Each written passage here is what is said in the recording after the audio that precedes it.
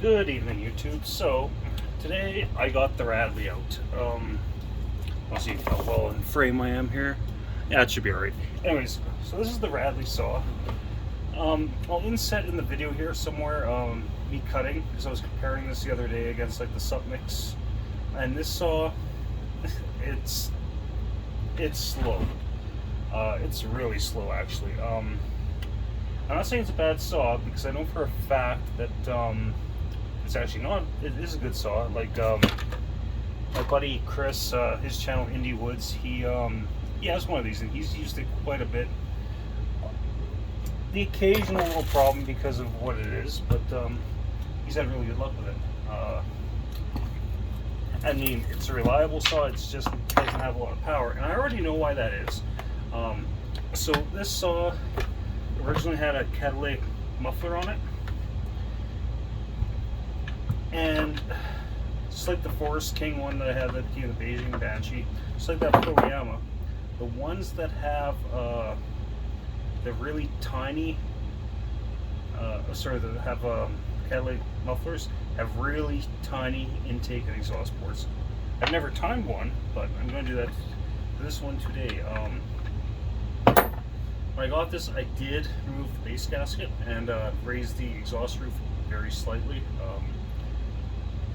We're going to see what the numbers are. I imagine the numbers are going to be absolute crap. But we'll check the squish and all the compression and all that good stuff. Okay, so I have to do this up and pause you guys for a bit. And we are back. So, one disclaimer, hopefully I'll be able to port this. I did something kind of stupid last time I had this part. Where is that guy? Yeah. So I was using this, and this was a ball end Allen key, and there's no ball on it anymore. It broke off from one of the head bolts, which at the time I'm just like, I'm not dealing with this now. I just put it all back together and said, fuck it. But I think I finally have to deal with that. Figure a way to get it out. Do something with it. Worst comes to worst, I'll take a little zip disc on a die grinder and cut off the head, and then after I take the cylinder off, I can just get vice grips and get it off, and then get a new cylinder bolt. Okay. So when you have any of these Chinese saws with this mesh air filter, I highly recommend getting some RTV and going around the seam, because they do tend to leak, and also down on this gasket. Double it up or use some RTV even. I mean, it doesn't hurt to use a little RTV. It doesn't hurt nothing. Okay, that can go sit up there. I might do a compression test just to see where we are on this thing. And then I'll probably turn the camera off.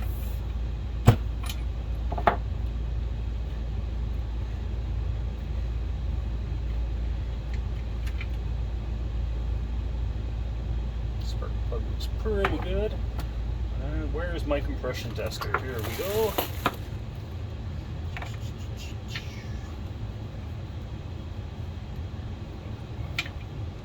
You know you want to go in the hole.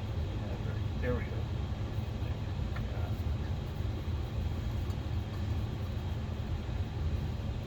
So, open that open.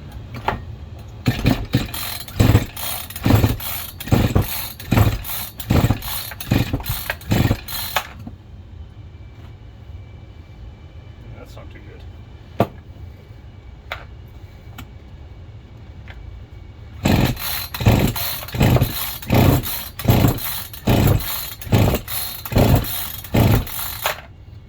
So it's sitting at around 140-ish right now. Like I said, my compression tester is not the best, but it leaks, so it's probably closer to 150. But anyways, so I'm going to pause you guys, rip this down a little more, and then get some timing numbers on it. See you in a bit. So I timed this thing, the numbers actually aren't that bad. mine. Remember, I got the exhaust gasket. Sorry, the intake cylinder gasket removed. So I got 103.2 on the exhaust. Transfers open at 123.2, exactly 20 degrees blowdown, and the intake it's 74 degrees for 148 degrees intake timing. Those numbers don't sound bad, but this saw is still a dog. One thing it might be, I'm going to bring you guys in here. So this cylinder is going to Justin and Prince Albert. Shipped off to him soon for his Radley. But if you take a look at the size of this. See if we get some light on this. Oh, just gotta unzoom.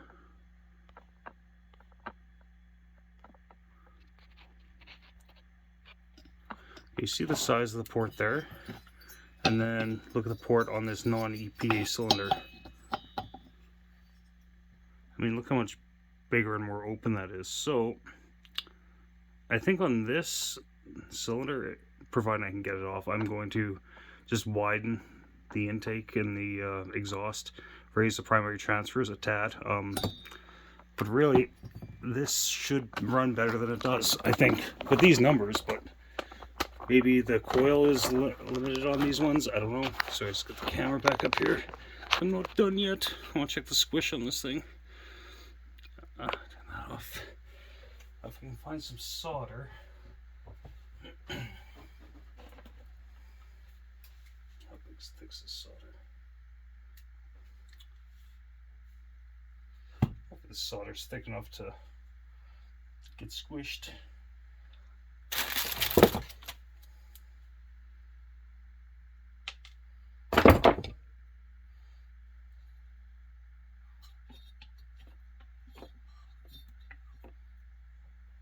And no, it is not. I do have some better solder around here somewhere. I'll pause you guys while I look for it. Okay, got my thicker solder out. This stuff is 1.5 millimeters, so a 1/16 of an inch.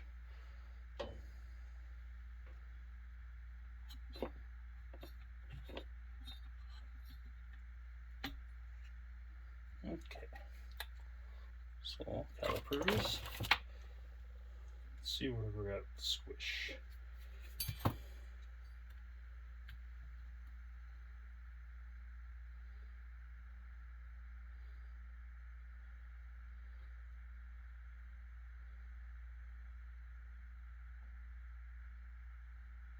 So we're at 43,000 centimeters, so that's a lot, but it is what it is. So I gotta try and see if I can get the cylinder off this thing. But yeah, hopefully you enjoyed the video. I'm still surprised by those numbers. Like, those are not bad at all, but just gonna open up the exhaust, see what I can do with it, because it's gotta cut better. That cuts like a pile of crap. Maybe this has a limited coil or something. I know the submix doesn't, but anyways, I'm rambling. Take it easier, YouTube. Talk to you later.